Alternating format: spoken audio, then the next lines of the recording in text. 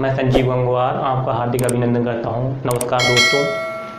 तो जैसे मैं आपको बताया था कि दोस्तों ये हमारी क्लास इंडियन पॉलिटी की होने वाली है, और जैसा कि मैं आपको बताया हूं कि दोस्तों इसमें हमारे दो सब्जेक्ट होंगे, एक जीएस जिसमें मॉडर्न हिस्ट्री और इंडियन पॉलिटी। तो मॉडर्न हिस्ट्री आपका चल ही रहा है, जैसे मॉडर्न हिस्ट्री फिनिश हो जाएगा फिर एंशिएंट स्टार्ट करेंगे, फिर मिडिवल। और इंडियन पॉलिटी हमारा क्या कहते हैं, एग्ज़ाम पॉइंट ऑफ व्यू से बहुत ही इम्पोर्टेंट सब्जेक्ट है। हर सब्जेक्ट में सबसे ज़्यादा क्वेश्चन हमारे इंडियन पॉलिटी से पूछे जाते हैं। और जो मेरा रेफरेंस है, जो रेफरेंस बुक है, वो मेरी रेफरेंस बुक दोस्तों क्या कहते हैं 9 to 12 एनसीईआरटी। आप न्यू एनसीईआरटी पढ़ सकते हैं। पहले मैं रेफरेंस बुक बता दे रहा हूँ जो मैं पढ़ा हुआ हूँ। मैं तो बहुत बुकों से पढ़ा हुआ हूँ, मगर आपके लिए बता दे रहा हूँ। एनसीईआरटी पढ़ना है आपको, एनसीईआरटी 9 to 12। अगर यूपीएससी एंड पीसीएस के लिए जाना है, या सीडीएस या सीपीएफ पर जाना है, एसी कमांडेड में, ठीक है।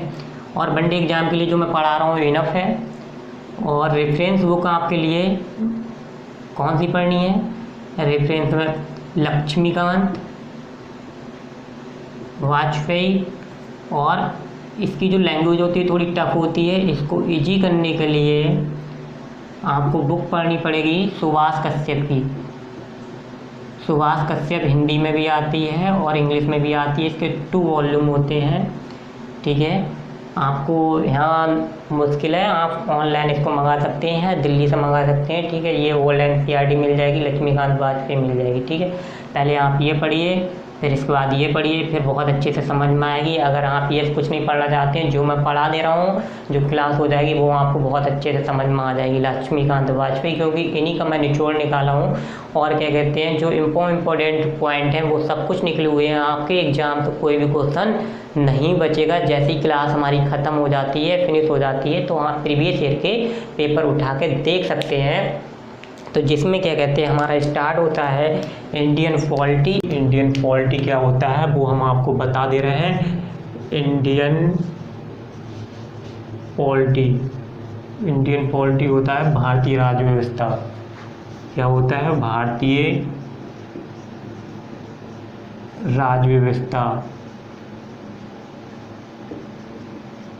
ये सब्जेक्ट बहुत ज़्यादा आता है एग्ज़ाम में, और ये हमारा क्या कहते हैं ऑथेंटिक रहता है, इसमें कुछ चेंजिंग नहीं होता है। तो ये आपने रेफरेंस बुक लिख ली होंगी, जो मैं आपको पढ़ा रहा हूँ ये कंटेंट वहीं से निकला हुआ है। और आपको निसंकोच पढ़ना है बहुत अच्छे से।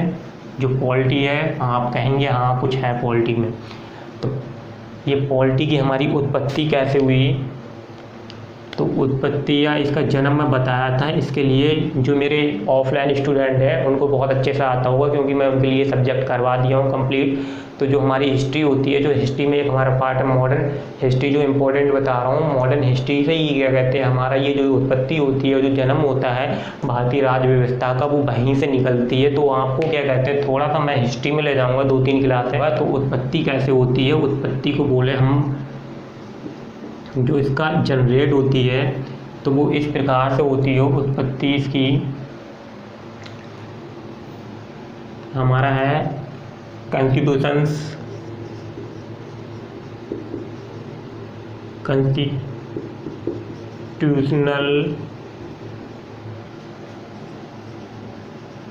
डेवलपमेंट ऑफ इंडिया, ठीक है दोस्तों।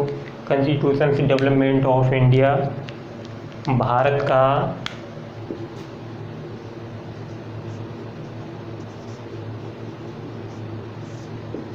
संवैधानिक विकास।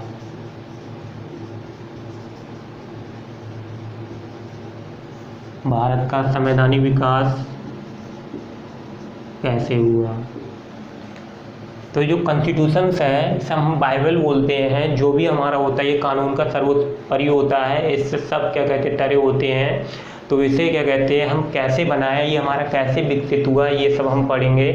तो constitution development of India, award of constitution development of India, Bharat के संवैधानिक विकास के बारे में हम पढ़ते हैं। तो इसमें हम क्या पढ़ेंगे, इसमें सबसे पहले हम ये पढ़ेंगे कि जो हमारा कॉन्स्टिट्यूशन से डेवलपमेंट है, इसका विकास हुआ तो वो कब हुआ। तो उतने समय जब इसका विकास हुआ तो उतने समय हमारी क्या कहते हैं, मेडिवियल हिस्ट्री चल रही थी। मेडिवियल हिस्ट्री मध्यकालीन का पार्ट चल रहा था, मध्यकालीन इतिहास। तो ये मध्यकालीन इतिहास स्टार्ट होता है उतने समय यहाँ पर चलता है दिल्ली सल्तनत। क्या चलता होता है, दिल्ली सल्तनत चलती है। दिल्ली सल्तनत में क्या चलता है, दिल्ली सल्तनत में चलता है हमारा Lodhi dynasty. Lodhi dynasty means Lodhi वंश चलता है, लोधी वंश चलता है। तो उसमें क्या कहते हैं, शासन कौन करता है, शासन या शासक। तो रूल उतने समय कौन करता होता है, उतने समय करता है सिकंदर लोधी। कौन करता है, सिकंदर लोधी। अच्छे से समझ में आ गया होगा आपके लिए। अब इंडियन पॉलिटी पढ़ रहे हैं। इंडियन पॉलिटी को हम भारतीय राज्य व्यवस्था बोलते हैं। ये एग्जाम के लिए हमारा बहुत इंपॉर्टेंट सब्जेक्ट है। अच्छों को समझ में नहीं आता है, ठीक है। 2-3 क्वेश्चन होते हैं जिसे स्टैटिक्स जीएस बोलते हैं। मैं स्टैटिक्स जीएस की क्या कहते हैं क्लास बनाऊंगा, जिसमें हिस्ट्री होगी, मॉडर्न और क्या कहते हैं पॉलिटी होगी, जिसमें ज्योग्राफी होगी और इकोनॉमी होगी, ठीक है। उससे क्या कहते हैं यहाँ पे 10-12 क्वेश्चन आपको बहुत अच्छे से निकाल लेंगे, आप सॉल्व कर लेंगे या क्वेश्चन बन जाएंगे। मगर जो ये हमारे क्या कहते हैं कॉन्सेप्ट वाइज क्वेश्चन है, ये किसी पर नहीं हो पाएंगे, उसी स्टूडेंट पर क्वेश्चन हो पाएंगे जो इसको बहुत अच्छे से पढ़ता होगा, बहुत अच्छे से उसने कहानी अध्ययन किया होगा। तो ये सिकंदर लोधी होता है। सिकंदर लोधी के ही टाइम ऑफ पीरियड में, इन्हीं के काल के समय में हमारे यहाँ पर होता है एडवेंट ऑफ यूरोपियंस,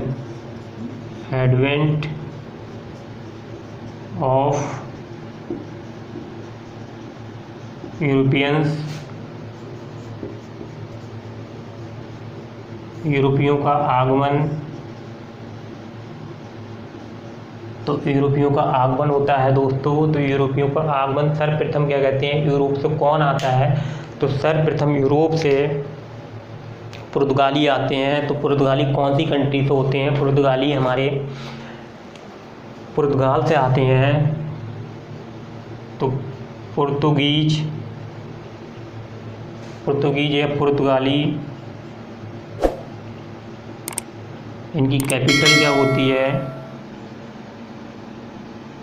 कैपिटल या राजधानी, जो हमारी हिस्ट्री की क्लास किया होगा उसको पता होगा अच्छे से, उसमें थोड़ा पढ़ा दिए हैं, ये लिस्बन होती है।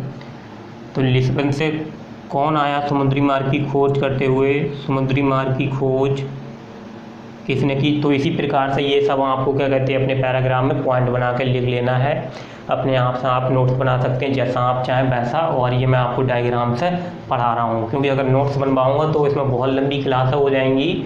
मैं ऐसा सोच रहा हूँ, ऐसा पढ़ाया जाए पॉलिटी, आपका सिलेबस भी बहुत अच्छे से ख़त्म हो जाए और आपके सब क्वेश्चन भी कवर हो जाए, और जो सिंसियर स्टूडेंट हो इसका अधिक से अधिक ज़्यादा फ़ायदा उठा पाए। तो लिस्बन होता है, लिस्बन हमारी समुद्री मार्ग होता है। समुद्री मार्ग की खोज कौन करता है, तो वास्को डी गामा।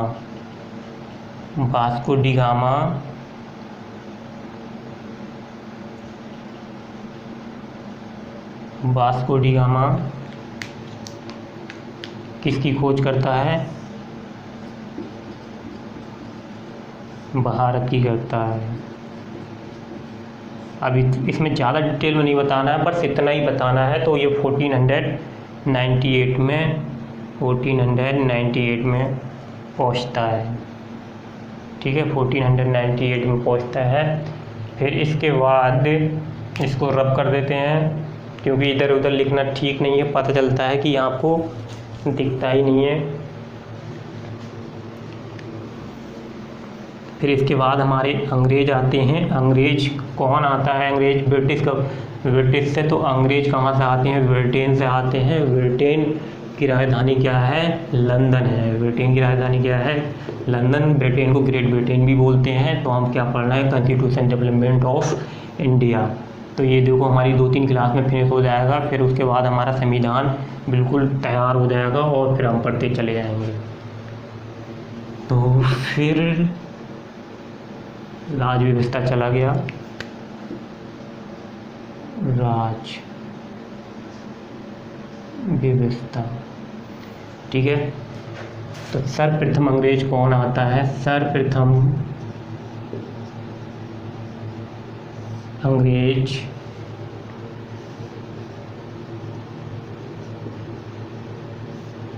अंग्रेज कौन आता है? अंग्रेज आता है मिडेन हॉलवेल आता है। कौन आता है? मिल्डेन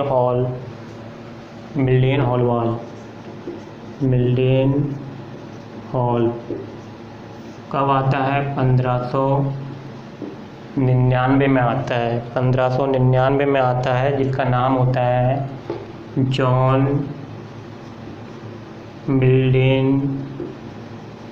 मिल्डेन हॉल, ठीक है। सर्वप्रथम अंग्रेज कौन आता है? मिल्डेन हॉल 1599 में आता है। और ये कहाँ से आता है? ब्रिटेन, ग्रेट ब्रिटेन लिख लेना। ग्रेट ब्रिटेन, जिसकी कैपिटल क्या है? कैपिटल है लंदन, या राजधानी। लंदन। फिर इसके बाद दूसरा,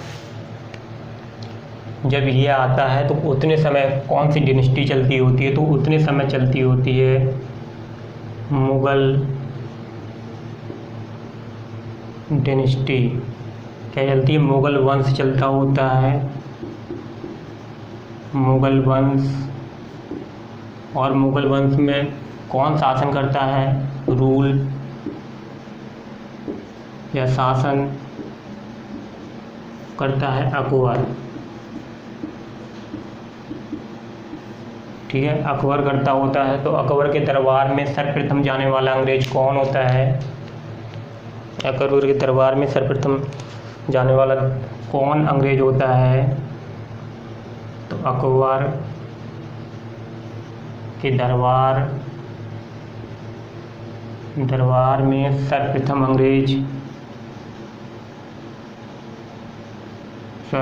अंग्रेज रॉल्फ पिंच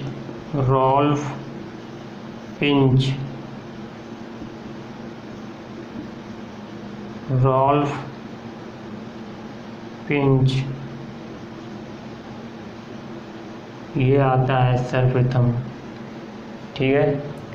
फिर दोस्तों इतना हो गया। सर्वप्रथम अंग्रेज मिडेन हॉल 1599 में कहाँ भारत में पहुँचा? ग्रेट ब्रिटेन की राजधानी लंदन। मुगल डिनेस्टी या मुगल वंश में उतने समय कौन शासन चल रहा था? तो उतने समय शासन कर रहा था अकबर, ठीक है। तो अकबर के दरबार में सर्वप्रथम अंग्रेज कौन गया था? उसका नाम था रॉल्फ पिंच, ठीक है। तो इतना हो गया। फिर इसके बाद जो क्या कहते हैं अंग्रेज होते हैं, ब्रिटिश होते हैं। तो जो ब्रिटिश होते हैं एक ट्रेडर्स ऑफ ग्रुप्स बनाते हैं। ट्रेडर्स ऑफ ग्रुप क्या होता है? एक व्यापारी ग्रुप होता है। जो व्यापारी ग्रुप बनाया जाता है वो लंदन में बनाया जाता है। तो जो ब्रिटिश ग्रुप बनता है तो उस ग्रुप का क्या नाम होता है? तो ब्रिटिश मर्चेंटल एडवेंचर होता है, जिसमें क्या कहते हैं हमारे 272 मेंबर होते हैं। तो जो मेंबर होते हैं ये क्या कहते हैं ग्रुप बनाते हैं। तो वहाँ की एक ब्रिटिश क्राउन होती है। जो ब्रिटिश क्राउन होती है उसका नाम होता है महारानी एलिजाबेथ या क्वीन एलिजाबेथ, जो उन्हें एक परमिशन देती हैं कि एकाधिकार की क्या कहते हैं आप पूर्वी देश या ईस्ट कंट्री में जाकर भारत और पूर्वी देशों में 15 साल तक आप यहाँ 15 ईयर्स तक वहाँ पर क्या कहते हैं बिजनेस कर सकते हो। तो जो वो बिजनेस या निवेश करते हैं तो जिसकी जो कैपिटल होती है वो 30,133 होती है, 3133 होती है। तो जो निवेश करते हैं फिर ये जो वहाँ से भारत पहुँचते हैं तो ये अपनी 3 प्रेसिडेंसी बनाते हैं। 3 प्रेसिडेंसी कौन कौन सी होती हैं? बंगाल होती है, मद्रास होती है और क्या कहते हैं बम्बई होती है। तो ये अकबर सर्वप्रथम अंग्रेज रॉल्फ पिंच होता है। तो एक ग्रुप बनता है, उस ग्रुप का नाम क्या होता है? जो अंग्रेज ग्रुप बनाते हैं, अंग्रेज एक ग्रुप बनाते हैं, आप लिख लेना, अंग्रेज एक ग्रुप बनाते हैं जिसकी स्थापना लंदन में होती है या ग्रेट ब्रिटेन में होती है। तो ट्रेडर्स ग्रुप मीन्स व्यापारी ग्रुप, व्यापारी समूह जिसका नाम होता है British merchant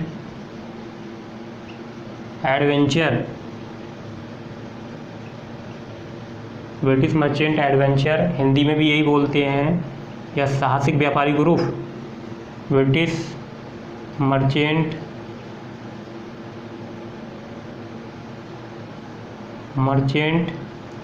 adventures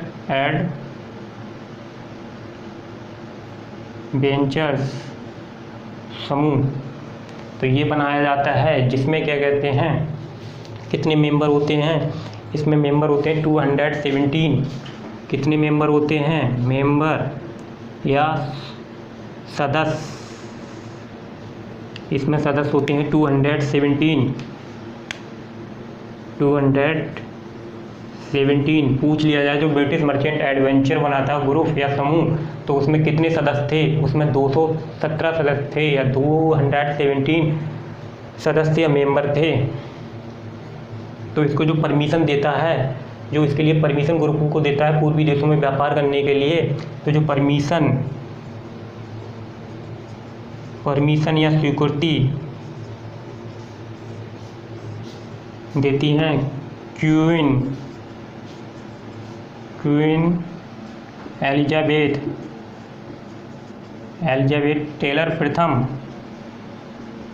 Taylor first,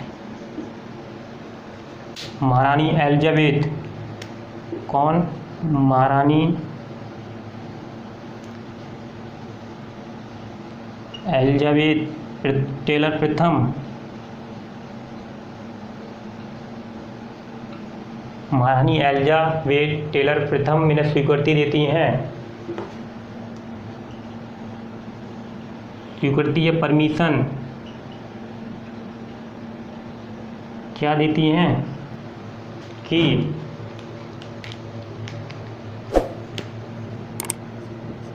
पंद्रह साल तक पूर्वी देशों में एकाधिकार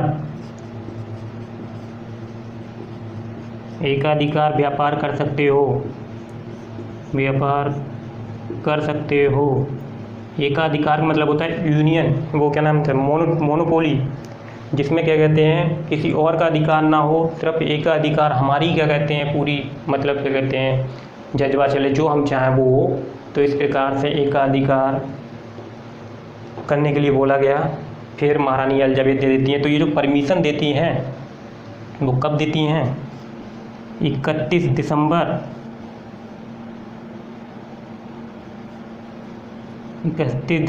सन 1600 को स्वीकृति दे देती हैं,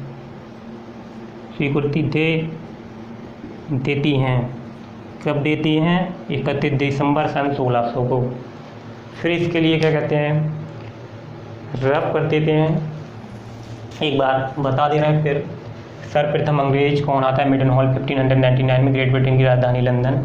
मुगल डायनेस्टी चलती है, उतने समय कौन सा शासन चलता है, मुगल वंश चलता है। मुगल वंश में कौन शासन करता है, अकबर करता है। अकबर में सर्वप्रथम दरबार में जाने वाला अंग्रेज कौन होता है, रॉयल फिल्च होता है। रॉयल फिल्च के बाद क्या कहते हैं, ट्रेडर ग्रुप या एक व्यापारी ग्रुप बनाया जाता है जो लंदन में होता है। जो व्यापारी का समूह का नाम होता है तो ब्रिटिश मर्चेंट एडवेंचर होता है। ब्रिटिश मर्चेंट एडवेंचर या ब्रिटिश शासिक ग्रुप बनाया जाता है, व्यापारी शासिक ग्रुप जिसे बोलते हैं हिंदी में। तो इसकी जो परमिशन या स्वीकृति देती है क्वीन एलिजाबेथ टेलर फर्स्ट देती है, महारानी एलिजाबेथ टेलर प्रथम। और जो इस ग्रुप में सदस्य होते हैं ब्रिटिश मर्चेंट एडवेंचर में 270 ग्रुप होते हैं। 217 15 साल तक के पूर्वी देशों में एकाधिकार व्यापार कर सकते हैं। मीन्स क्या कहते हैं, भारत और उसके जो पूर्वी देशों, पूर्वी मतलब उसमें देश हैं, उसमें भी वो लोग व्यापार कर सकते हैं। तो ये परमिशन जब कब मिलती है, ये लंदन में मिलती है। लंदन से 31 दिसंबर सन 1600 को स्वीकृति देते हैं। फिर इसके बाद क्या होता है, इसके बाद यहाँ पर वो अपनी एक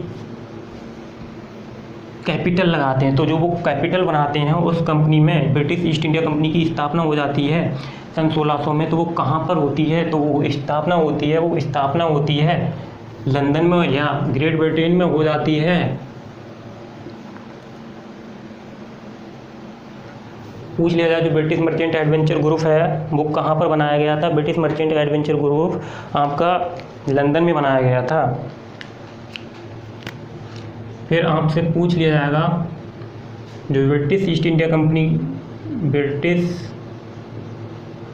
ईस्ट इंडिया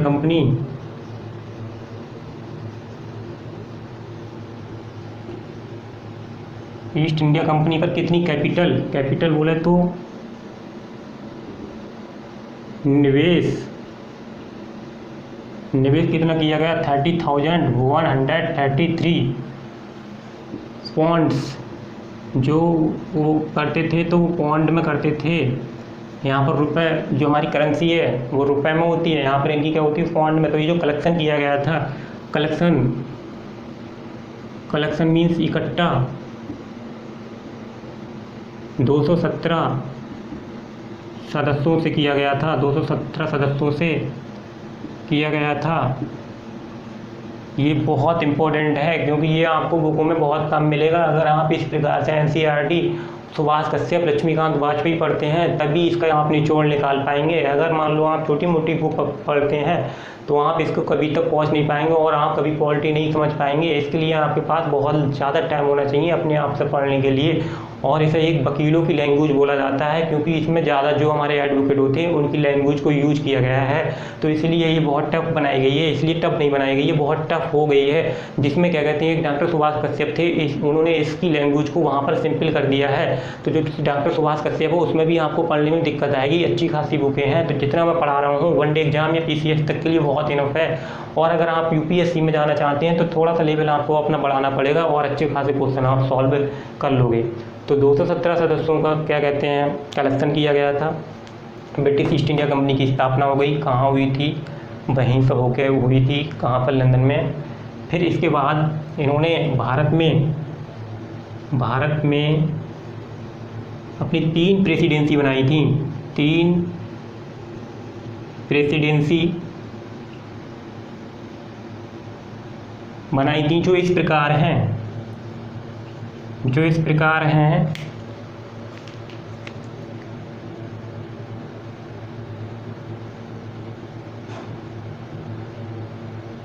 बंगाल,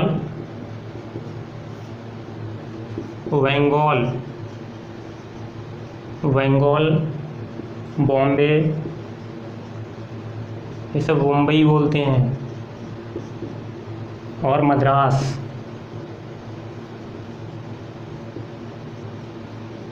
तो ये आपकी 3 प्रेसिडेंसी थी, बंगाल, बॉम्बे, मद्रास।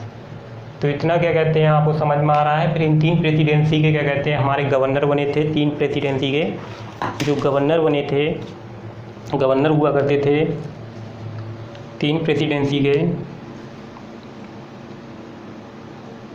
इन तीनों प्रेसिडेंसी के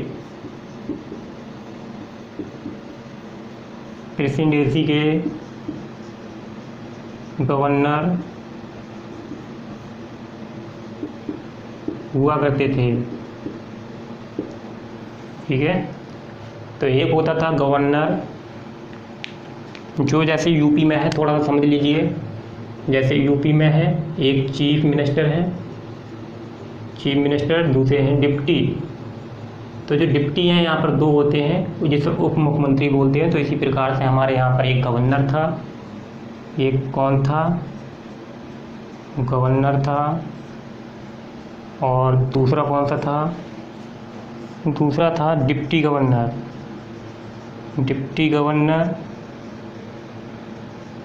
जिसे बोलते हैं उप गवर्नर।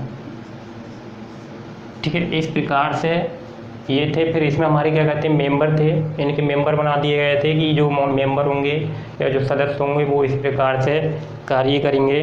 तो जो मेंबर थे वो हमारे कितने थे? 24 मेंबर थे। कितने मेंबर थे टोटल? मेंबर की संख्या थी 24। पूछ लिया जाए इन तीनों प्रेसिडेंसी के सदस्यों की संख्या कितनी थी, जिसे बोलते हैं एनालिसिस दोस्तों। तो एनालिसिस कहीं बन के नहीं आता है, धीरे धीरे आपका माइंड इंक्रीज होने लगेगा। तो हमारे मेंबर कितने थे, 24 सदस्य थे। तो इनका चुनाव कैसे होता था, board of directors, court of directors, Hindi में भी यही, या निदेशक, कोर्ट ऑफ डायरेक्टर्स या board of directors, board of directors, निदेशक मंडल, क्या बोलते थे, निदेशक मंडल। तो इस प्रकार से हमारे ये गवर्नर हुआ करते थे।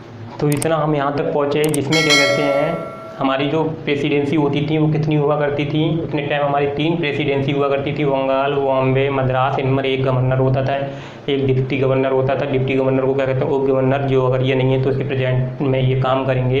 जैसे हमारा एक प्राइम मिनिस्टर होता है, प्राइम मिनिस्टर अगर कहीं फॉरेन में चला जाता है तो क्या कहते हैं उसका रोल कौन निभाता है, उसका रोल निभाता है क्या कहते हैं क्या कहते हैं उप प्रधानमंत्री। उप प्रधानमंत्री बोले तो क्या कहते हैं, जिसे बोलते हैं हम गृह मंत्री। तो गृह मंत्री क्या है, अमित शाह। तो अमित शाह क्या कहते हैं हमारे उसके प्रधान जी के काम को देखेगा, प्रधानमंत्री जी के। तो इस प्रकार से ये हो जाता है। तो इसमें हमारी एक काउंसिल बनाया गया, ये मेंबर बनाया गया, ये क्या कहते हैं धरातल पर जाकर काम करेंगे कि देखेंगे कहाँ पर कैसा क्या हो रहा है। तो मेंबरों की संख्या कितनी थी, 24 थी। तो इस प्रकार से ये होता है। तो फिर अंग्रेज यहाँ पर आते हैं। तो अंग्रेज सर्वप्रथम अपनी कंपनी कहाँ पर स्थापित करते हैं। तो देखो दोस्तों, ये बुकों में बहुत अच्छे से डीपली से पढ़ा हुआ होगा और वही स्टूडेंट इस क्वेश्चन को निकाल पाएगा, ना क्वेश्चन हो जाएंगे आपसे गलत। ध्यान से समझिए, आप चाहे नोट कर लीजिए इस क्वेश्चन को। ये क्वेश्चन आए हुए हैं प्रीवियस ईयर में। जब पूछा जाए अंग्रेजों ने सर्वप्रथम प्रयास कब किया था कंपनी खोलने का, ब्रिटिश ने प्रयास कब किया, प्रयास किया था सबसे पहले सूरत में।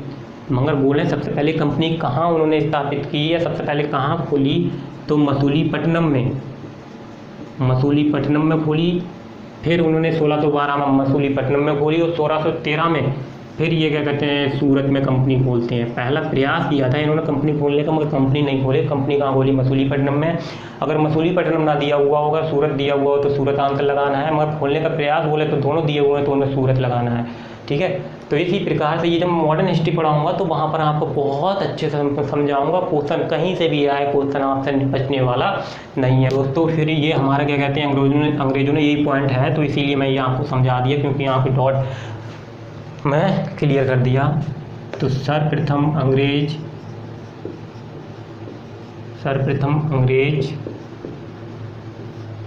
कंपनी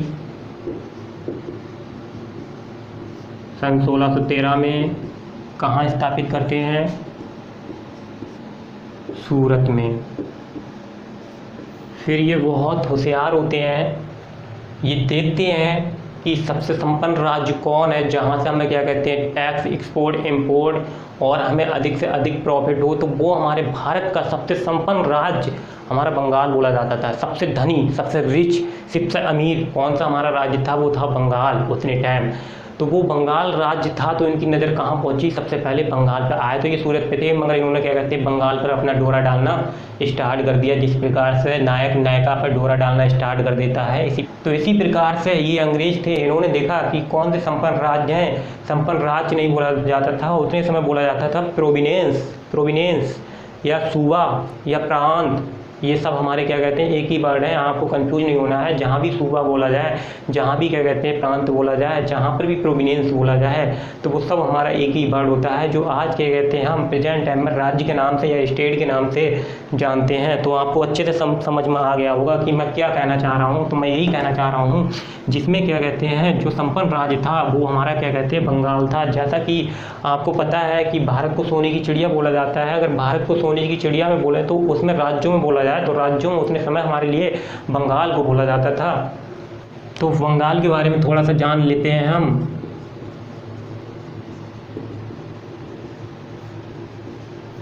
बंगाल समझ लीजिए, अंग्रेजों से आने से पहले,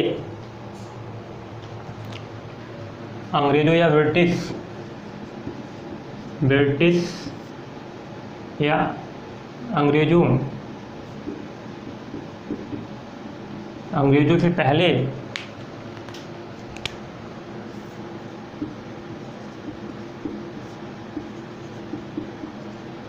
मुगल शासन यहाँ पर व्यापार करते थे। मुगल शासन के अंतर्गत आता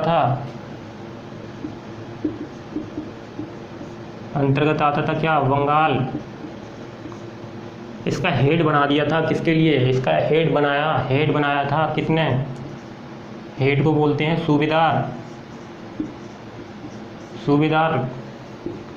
कौन बनाया था, मुर्शिद कुली खां। मुर्शिद कुली खान या कुली खां कौन बनाया था, औरंगजेब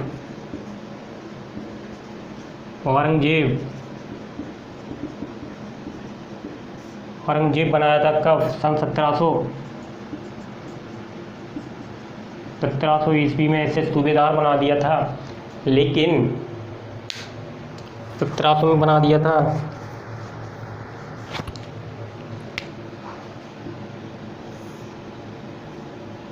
1707 में, बहुत इम्पोर्टेंट है, कई बार आया हुआ है। तो यहीं से क्या कहते हैं, decline of Mughal empire, Mughal साम्राज्य का विघटन हो जाता है। कब हो जाता है, सन 1707 में हो जाता है, क्योंकि यहीं से मुगल डाइड ऑफ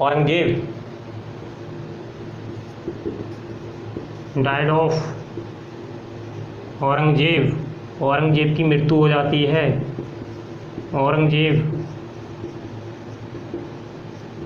जाती है। तो यहीं से क्या होता है तुम्हारा, Mughal decline of Mughal empire, Mughal साम्राज्य का विघटन।